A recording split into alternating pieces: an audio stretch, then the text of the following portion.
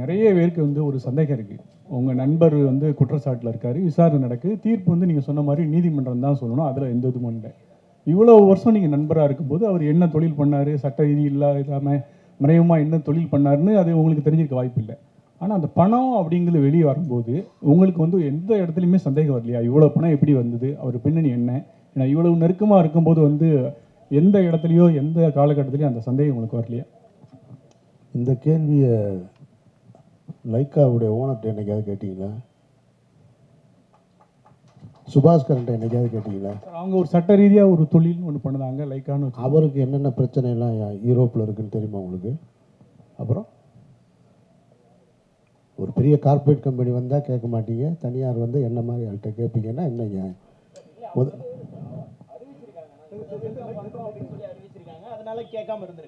Sir அவரும் அங்கே வந்து அவர் மேலே ஒரு குற்றப்பதிவு இருக்கா இல்லையா? லண்டனில் இருக்கா இல்லையா? இருக்கு. யாராவது கேட்டாங்களா? ரஜினி சார் கேட்டாரா? விஜய் சார் கேட்டாரா? அப்போ என்ன ஏன் கேட்குறீங்க? தம்பி, எல்லாரும் எப்படியாவது யானை எப்படி இருக்குன்னு சொல்லுன்னு ட்ரை பண்ணுறோம், கரெக்டாக? நீங்கள் தடை பார்க்குறது தும்பிக்க, நான் தடை பார்க்குற காலு, அவர் தடை பார்க்குறது வயிறு, எல்லாரும் கண்ணும் கட்டப்பட்டிருக்கு, தெரியாது. இப்போ அவர் சொன்னது போல் அவசரமாக தீர்ப்பு எழுதாதீங்கன்னு ஊடகத்துக்கு சொன்னார்ல, அந்த மாதிரி விசாரணை நீங்கள் நடத்தாதீங்க. நான் வந்து ஒரு நிமிஷம் இருங்க பதறாங்க, முதல்ல பதறாங்க, இருங்க சார் பதறாங்க சார், ஒரு நிமிஷம் கேளுங்களேன். நீங்கள் வந்து அவசரமாக இப்போ சொன்னீங்க இல்லையா, அவர் சொன்ன போல் தயாரிப்பு படம் அது இருங்க, அந்த தயாரிப்புக்கு பதிலாக சொன்னுமே சொல்லணும். உயிர் தமிழுக்குன்னு ஒரு படம், அந்த படம் முடித்த உடனே உங்களுடைய கேள்வியில் பூரா அதை நோக்கி திரும்புங்கிறதுனால அவராக முன் வந்து அதெல்லாம் சொல்கிறாரு. இப்போ மறுபடியும் ஆதம்பாவா பிரச்சனையுமா இருக்கும், டேய் என் படம் வியாபாரம் ஆகலை கெடுக்கிறாங்கன்னு சொல்லிக்கிட்டு இருக்கேன், அதை எல்லாத்தையும் விட்டுவிட்டு இவங்க என்ன பேசிக்கிட்டு இருக்காங்க பாருன்னு அவர் மைண்ட் செட்டு பூரா இருக்கும். நம்ம ஒரு ப்ரெஸ் மீட்டை நடத்தி வச்சுக்கிட்டு இருக்கோம், இங்கே ஒரு விசாரணை நடத்திக்கிட்டு இருக்காங்கன்னு. நல்லா கேளுங்க, நாளைக்கு இன்னும் அமீர் தொடர்ந்து பார்த்துட்டே இருப்பார், நாளைக்கு தனியாக ஒரு ப்ரெஸ் மீட் வச்சு இதை பூரா நடத்தி பேசிடுவோம். இதை தொடர்ந்து பேசுனீங்க நிமிஷம் அவர் ஒரு சொல்லிவிட்டோம், இதை தொடர்ந்து பேசி முடிவுக்கு வராத பேச்சு, புரியுதா? கிண்ணமும் அறமும் தெரிஞ்சாதான் கிண்ணம் தெரியும், அறமும் தெரிஞ்சால் கிண்ணம் தெரியுமா? ரெண்டு பேரும் மாறி நீங்கள் ஒரு கேள்வி கேட்க பதில் அவர் பதில் கிடையாது, அவர் திருப்பி ஒரு கேள்வி, பதிலுக்கு அவருக்கு ஒரு கேள்வி, இதுவே நடந்துக்கிட்டே இருக்குது கடைசியில். அதனால இப்போ என்ன வழினா, ஆதம் பாவா சொல்கிற மாதிரி, பாவா கரெக்டு தானே? ஆமாம், எப்படியாவது அடுத்த 10ஆம் தேதிக்குள்ளே மிச்ச ஏரியா வியாபாரம் பண்ணணும், இந்த படம் ஒரு காமெடி படமாக எடுத்து வச்சுருக்கோம், அந்த வேலையை பார்த்துருவோன்னு நினச்சிக்கிட்டு இருக்காரு. ஒரே ஒரு தடவை அமீர் சொல்லிவிட்டோம், அதை வளர்த்துக்கிட்டே இருக்காதிங்க, காரணம் முடிவுக்கு வராதுன்னு நான் சொல்கிறேன். அப்புறம் இல்லை வளர்ப்பீங்க, நான் வளங்க ஒன்றும் இல்லை, 3 மணி நேரம் உட்காந்துருந்தேன், இன்னொரு 3 மணி நேரம் உட்காந்துருக்க மாட்டேனா? நல்லா உட்காந்துருப்போம், எல்லோரும் உட்காந்துருப்போம். கேளுங்க, படத்திலேயே இன்னொரு பிரச்சனை வச்சிருக்கீங்க, இங்க யார் முட்டி போட்டு பதவிக்கு வந்தாங்கன்றது எல்லாருக்குமே தெரியும். இந்த ட்ரைலர்லயே நீங்க சொல்லியிருக்கீங்க நேரடியா, அதுவும் அவங்க கட்சியுடைய பேரையே வச்சு நீங்க கொண்டு வந்து சொல்ல வச்சாங்க. அதுக்கு அவர் தான் பதில். அவர் தானே எழுத்து தயாரிப்பு இயக்கம்னு போட்டிருக்காரா இல்லையா? அவர்கிட்ட தான் நீங்கள் கேட்கணும்.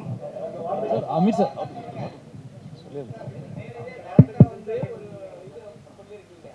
காலில் விழுகாத அரசியல்வாதி யாராவது இருந்தால் சொல்லுங்களேன். நீங்கள் பகுத்த என்னைக்குமே விழுகுறாங்க. பகுத்தறிவு பேசுகிற கட்சியாக இருக்கட்டும், சுயமரியாதை கட்சியாக இருக்கட்டும், அங்கேயே தலைவர் காலில் விழுகிறத நீங்கள்லாம் பார்க்கலையா? நீங்கள் அந்த நேரத்தில் அந்த காட்சி எடுக்கும்போது அப்படி ஒரு வசனம் தோணுச்சு, அதை படத்தில் வச்சுருக்கோம். மற்றபடி எந்த விதமான உள்நோக்கமும் இல்லை. சம்மந்தப்பட்ட நீங்கள் யாரை நினைக்கிறீங்களோ அவங்க பார்த்தா கூட சிரிச்சுட்டு போயிடுவாங்க, என் மேலே கோவம் வராது. அமீர் சார் இங்க பரத் இங்க. வணக்கம் தலைவா, ஒரே ஒரு கேள்வி மட்டும்தான், முடிச்சிருங்க தம்பி, அமைதியா இருந்தா கொஞ்சம். யாராவது ஒருத்தர்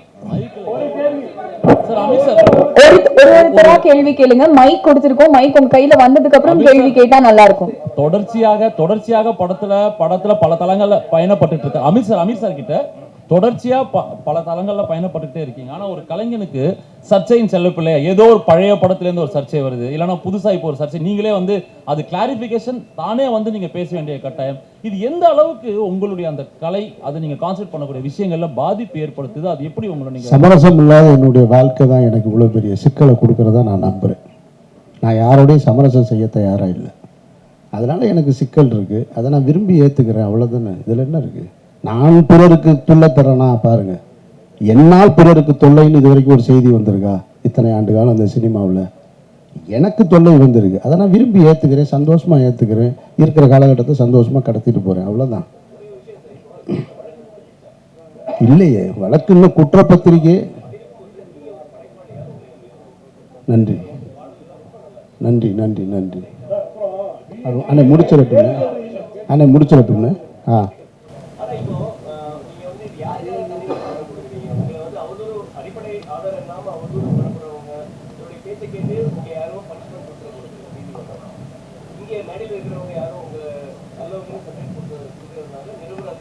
இல்லை, நியாயமான பேச்சு. ஏன் கொடுத்தேன்னு கேட்குறீங்க. அதாவது நான் தொடர்ச்சியாக எப்பொழுதுமே பத்திரிகையாளர்களை சந்திக்கிறவன். இந்த வழக்கு குறித்து எங்கிட்ட இந்த சர்ச்சை தொடங்கின உடனே எங்கிட்ட தொடர்பு கொண்டு ஒரு பேட்டி வேணும், இது குறித்து கேட்கணும்னு கேட்கும்போது நான் சொன்னேன், இந்த மாதிரி விசாரணை சம்மன் வந்திருக்கும் பொழுது என்னை தொடர்பு கொண்டாங்க. அப்போ நான் சொன்னேன், நான் விசாரணையை முடிச்சுட்டு வந்து ஒரு 3-4 நாளில் சந்திக்கிறேன்னு சொன்னேன். ஆனால் சந்திக்கக்கூடிய ஒரு சூழல் ஏற்படலை. அடுத்து விசாரணைன்னு வந்துக்கிட்டே இருந்தது. கிட்டத்தட்ட 70 நாட்களுக்கு பிறகு இன்றைக்கி தான் முதல் முறையாக பத்திரிகையாளர்களை சந்திக்கிறேன். அதனால் நான் அதை சொல்ல வேண்டியது. நீங்கள் ஏன் தன்னிலை விளக்கம் கொடுத்தீங்கன்னு கேட்குறீங்க. கொடுத்ததுக்கப்புறமும் 4 கேள்வி மிச்சம் இருக்கு பாருங்க. Director sir,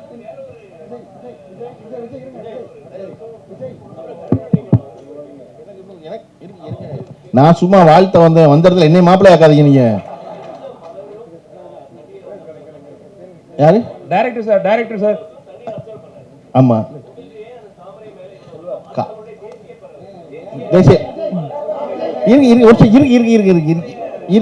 okay. உங்களுக்கு என்ன படம், என்ன மலர் பிடிக்கும் உங்களுக்கு? இல்லை சார், உங்களுக்கு பிடிச்ச ஒரு மலர். எனக்கு மல்லிகைப்பூ பிடிக்கும் சார், எனக்கு மல்லிகைப்பூ ரொம்ப பிடிக்கும். இருங்க சார், எனக்கு மல்லிகைப்பூ, ஐயோ எனக்கு மல்லிகைப்பூ ரொம்ப பிடிக்கும். ஐயோ, அதனால டைரக்டர் சார் ஒரே ஒரு क्वेश्चन உங்களுக்கு சார். ஏன்னா காசி ஆனந்தனுக்கு அது இருந்துச்சு, அதனால எனக்கு அது இருக்கு. காசி ஆனந்தனுக்கு இருக்கு, அது காசி ஆனந்தன் எழுதுனது. காசி ஆனந்தன் எழுதுனதை நான் கூட சொன்னது. டைரக்டர் சார், படத்தை வந்து பிசினஸ் பண்ண விடலன்னு சொல்லி நீங்க சொல்லியிருந்தீங்க. உங்கள்கிட்ட ஒரு ஆடியோ இருக்குன்னு வேற சொல்லியிருந்தீங்க. அதை நீங்க இப்போ சொன்னதே வந்து பெரிய சர்ச்சையாகும். இப்போ இதை பத்தி பேசுவாங்க யாரா இருக்கும் என்னன்னு. அதை நீங்க ஓப்பனா சொல்லிட்டீங்கனாலே அது முடிஞ்சிடும்ல. இப்போ யார் இவங்க தான் எங்களுக்காண்டி இது படத்தை வெளியிட பிரச்சனை பண்றாங்க அப்படிங்கிற மாதிரி. நான் யாரையும் பேரை குறிப்பிட்டு சொல்லல. சம்பந்தப்பட்டவங்க ஒரு வேலை பதில் சொன்னாங்கன்னா நான் அதை வெளியிடுறேன். நான் என்கிட்ட இருக்கு, தனியா வாங்க வெளியே, உங்களுக்கு தனியா காட்டுறேன். டைரக்டர் சார் உங்களுக்கு ஒரு क्वेश्चन. டைரக்டர் சார்,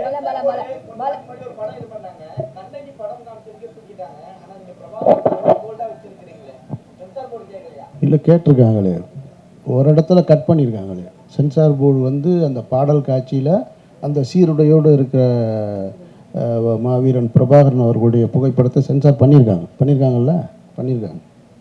இது வெளியில் இருக்குது, படத்தில் கட் பண்ணியிருக்காங்க. சார் தமிழ்நாட்டில் அத்தனை அரசியல்வாதிகள் இருக்காங்க. உங்களுக்கு தான் இங்கே அரசியல்வாதி இருக்காங்க. ஏடிஎம்கே சைடில் வந்து 2 பேர் போட்டீங்க. அண்ணா இருக்காரு, பேரறிஞர் காமராஜர் இருக்காங்க, சரிங்களா? காமராஜர்லாம் இருக்காங்க.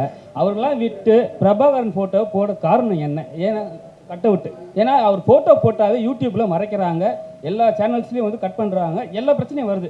தெரிஞ்சு நீங்கள் போட்டிங்களா? என்ன காரணமாக இருக்கும்? அண்ணா காமராஜர் ஏன் போடலன்னா அப்போ நம்ம பிறக்கவே இல்லை. அதனால நமக்கு தெரிஞ்ச தலைவர் இவங்க, அதை நம்ம போட்டிருக்கோம். ஐயா பிரபாகரனை போட்டது 1000 கைகள் மறைத்து நின்றாலும் ஆதவன் மறைவதில்லைங்கிற மாதிரி அவரோட புகழை யாராலையும் எந்த காலத்திலையும் மறைக்க முடியாது. அப்படி ஒரு வேளை இப்போ ஐயா பிரபாகரனை வந்து இருக்காருங்கிறதுனால நாங்கள் போட மாட்டோம்னா பரவாயில்ல. தனித்தனியாக தானே இருக்காங்க, பக்கத்தில் வந்தாலும் தனித்தனியாக தானே இருக்காங்க.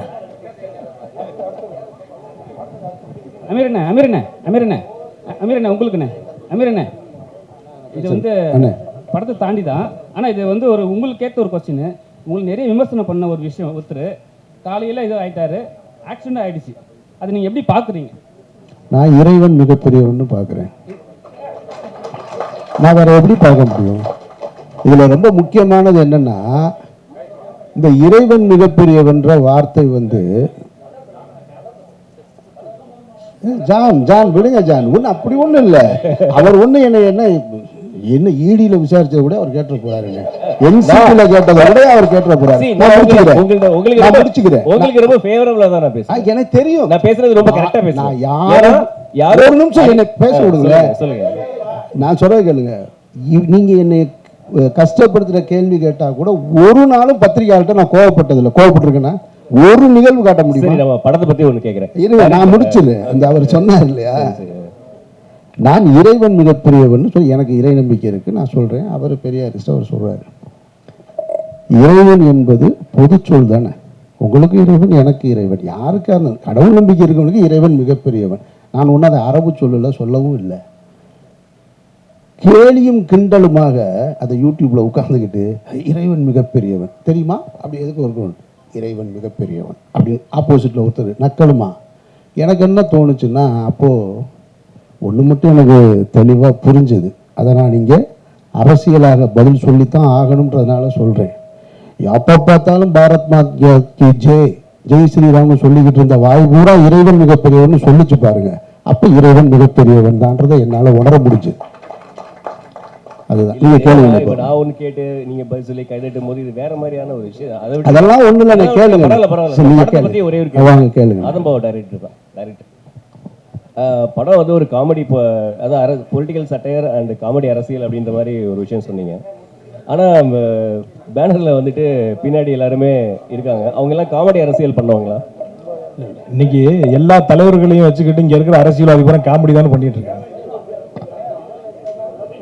யார் அரசியலுக்கு வந்தாலும் பின்னாடி தலைவர்கள் வைக்கிற விளக்கம் தானே. என்னோட ஹீரோ என்ன அரசியல் பண்றாருன்னு படத்துல பாருங்க. இது ஒரு கம்ப்ளீட், இது ஒரு காமெடி படம். இது ஒரு காமெடி படம். அதை மைண்ட்ல வச்சுக்கிட்டு படம் பாருங்க. அதுக்கு மேல உங்களுடைய விமர்சனத்தை உங்களுக்கு பிடிச்சிருக்கு பிடிக்கலன்னு நீங்க பேசுங்க.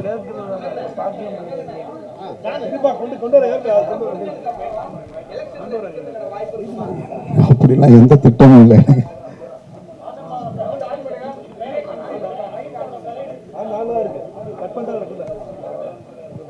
அவருடைய அறிவுரை இருந்தது, நான் மனப்பூர்வமா ஏத்துக்கிட்டேன், கேட்டேன், அதை நான் செஞ்சிருக்கேன். ஹலோ சார், இந்த பக்கம் சார். சார், இந்த பக்கமும் கேள்வி கேட்க நிறைய பேர் இருக்காங்க